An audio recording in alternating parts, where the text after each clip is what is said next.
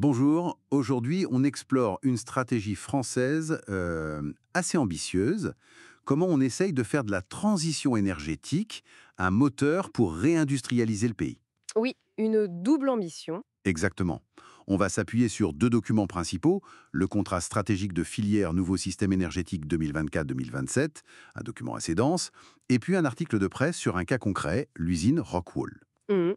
L'idée, c'est de voir comment cette ambition énergétique se connecte, ou pas, avec l'ambition industrielle, et quels sont les défis sur le terrain. D'accord. Parce que l'initiative est vraiment large, hein. 1500 contributeurs, 23 chantiers prioritaires, c'est énorme, mais au fond, la vraie tension, c'est comment on décarbone et on réindustrialise. Oui, sans retomber dans une autre dépendance. Voilà, le contrat le dit lui-même en parlant des panneaux solaires chinois. Attention à ne pas remplacer le pétrole importé par des technologies vertes importées. C'est tout l'enjeu de la souveraineté. Alors, ce contrat stratégique de filière, le CSF Nouveau Système Énergétique, son but, c'est clairement ça. Utiliser la transition comme un levier. C'est ça. Il y a du beau monde autour de la table. Les ministères du Travail, de l'Industrie, de l'Énergie et des grands groupes, Dalkia EDF, Total Energies, NGI, Schneider Electric. Oui, des acteurs historiques de l'énergie et des spécialistes des équipements, en somme. Tout ça dans un contexte qu'on connaît, urgence climatique, les leçons des crises récentes, Covid d'Ukraine, et puis cette compétition mondiale avec le pacte vert européen face à l'IRA américain. Renforce notre industrie, notre compétitivité et notre souveraineté. Mais ça pose un dilemme, non? Ah oui, en arbitrage permanent, est-ce qu'on va vite, on déploie massivement du renouvelable, même s'il vient d'ailleurs pour l'instant, ou est-ce qu'on prend le temps, l'investissement nécessaire pour construire nos propres filières? Surtout face à la Chine qui est très avancée et aux États-Unis qui subventionnent massivement leur industrie locale avec l'IRA. Exactement, dont la réponse européenne avec le Net Zero Industry Act qui essaye justement de renforcer notre base industrielle verte en Europe. Et la France, concrètement, elle met quoi sur la table comme outil? 54 milliards d'euros, c'est colossal. Pour soutenir l'innovation jusqu'à l'industrialisation avec un gros focus sur la décarbonation. Ok, 54 milliards. Ensuite, la loi Industrie verte, elle est vue un peu comme un accélérateur pour développer les technologies propres. On parle batterie, hydrogène, capture de carbone, le CCUS, Mhm. et aussi pour aider l'industrie qu'on a déjà à devenir plus verte. Et puis, il y a un outil fiscal ciblé, le crédit d'impôt C3IV. C3IV. Oui, crédit d'impôt investissement industrie verte. Ça vise spécifiquement les investissements dans 4 filières: batterie, éolien, solaire photovoltaïque et pompe à chaleur. D'accord, donc des aides directes, une loi cadre et des incitations fiscales. Voilà, plus des stratégies par secteur, comme pour l'hydrogène où il y a 9 milliards prévus, ou le soutien aux grosses usines de batterie, les gigafactories. C'est impressionnant comme arsenal. Mais le contrat lui-même dit qu'il y a des conditions pour que ça marche. 5 conditions clés. Oui, et elles sont pas minces, hein. La première, c'est de rééquilibrer les règles commerciaux au niveau international. En gros, comment on se protège, un peu comme les Américains peut-être. Le débat sur le protectionnisme vert. Exactement. Deuxièmement, investir massivement dans les compétences. On manque de techniciens, d'ingénieurs, il faut rendre ces métiers industriels plus attractifs, d'où l'idée de ce label des métiers de la transition énergétique. Le facteur humain, crucial. Troisième point, sécuriser les approvisionnements critiques, les métaux rares bien sûr, mais aussi les composants, l'eau même et les données avec la cybersécurité. La base matérielle et numérique. Quatrièmement, l'argent.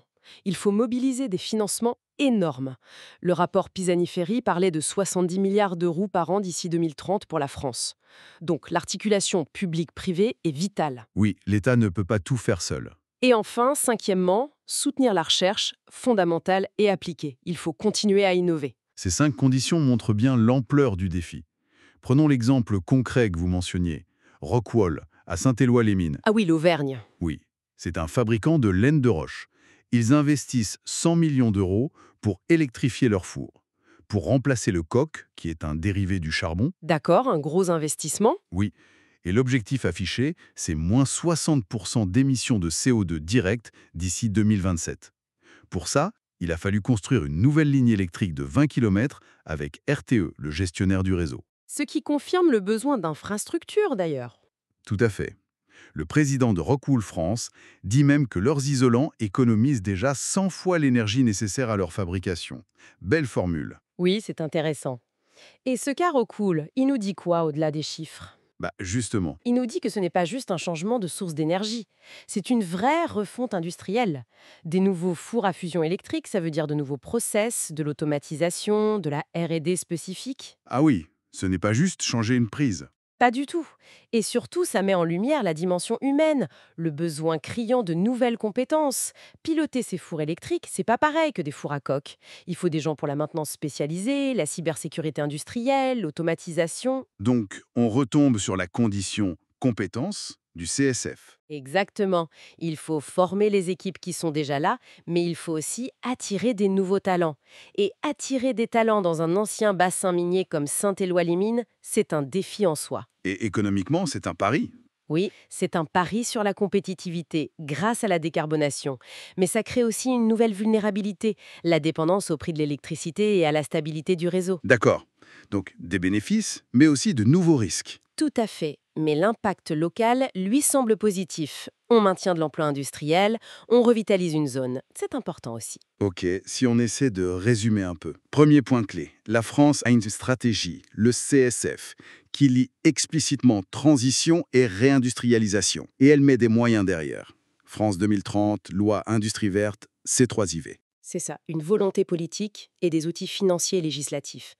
Deuxième point clé, ça ne suffira pas si on ne lève pas des obstacles majeurs. La concurrence mondiale, le manque de compétences, la sécurisation des ressources, trouver l'argent nécessaire et adapter les infrastructures.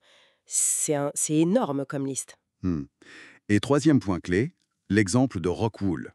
Il montre que c'est possible techniquement de décarboner l'industrie, Oui, mais que ça coûte cher, ça demande des transformations profondes, des nouvelles compétences et une coopération très forte entre l'industriel, l'État et les opérateurs comme RTE.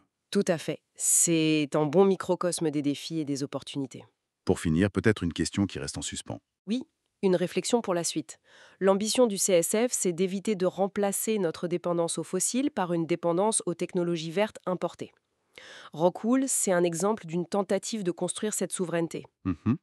Mais le CSF liste 23 domaines d'action prioritaires. Batterie, hydrogène, solaire, éolien, réseau. La question, c'est est-ce qu'on a vraiment les moyens, en France, de construire en même temps autant de filières industrielles complètes et compétitives au niveau mondial ? Bonne question. Ou est-ce qu'il faudra faire des choix stratégiques plus ciblés, ce qui pourrait impliquer, peut-être, d'accepter certaines dépendances choisies ou subies ? Ça nous ramène à la tension de départ, finalement. La question de la priorisation face à l'ampleur de la tâche. Bon. Voilà. La stratégie est là, l'ambition aussi, mais la mise en œuvre dans un monde complexe, ça reste un immense défi.